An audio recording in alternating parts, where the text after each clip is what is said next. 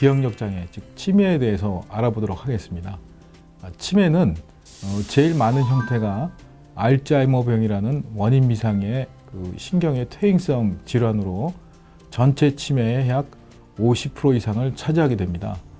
두 번째는 중풍이라든지 뇌 외상으로 인해서 혈액순환이 안 돼서 오는 혈관성 치매가 한 20 내지 30%를 차지하고 있습니다. 알츠하이머병은 두뇌의 수많은 신경세포가 서서히 쇠퇴하여 뇌 조직이 소실이 되고 뇌가 위축하게 됩니다. 이에 대한 원인은 뚜렷하게 밝혀지지 않았고요. 뇌세포의 유전적인 질환인지 아닌지도 지금 현재 연구 중이지만 잘 알려지지 않고 있습니다.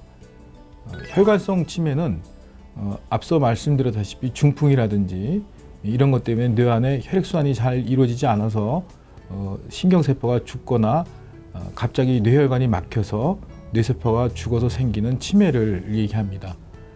여러분들이 아셔야 될 게 치매와 건망증은 많이 차이가 있습니다. 건망증은 기억력이 떨어진 것을 호소하지만 진압력이나 판단력은 뭐냐면 공간에 대한 감각이라든지 시간에 대한 감각은 다 있어서 그건 정상이어서 일상생활에 지장을 주지 않습니다.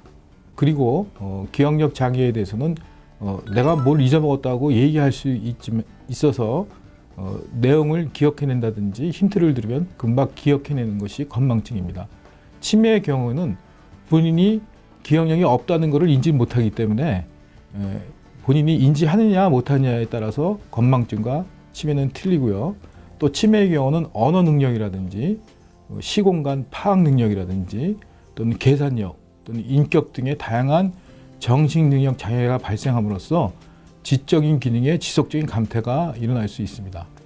기억력이 소실되는 거가 첫 번째 치매의 증상입니다.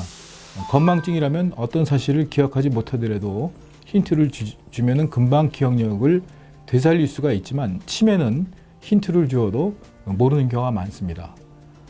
두 번째 치매의 증상은 언어 기능이 많이 떨어지는 겁니다. 이 언어에 대한 게 이름이 잘 생각나지 않기 때문에 물건의 이름을 금방 떠오르지 못해서 머뭇머뭇거리는 명칭 실어증이라는 게 나오는 것이 치매의 하나의 또 큰 증상이고요.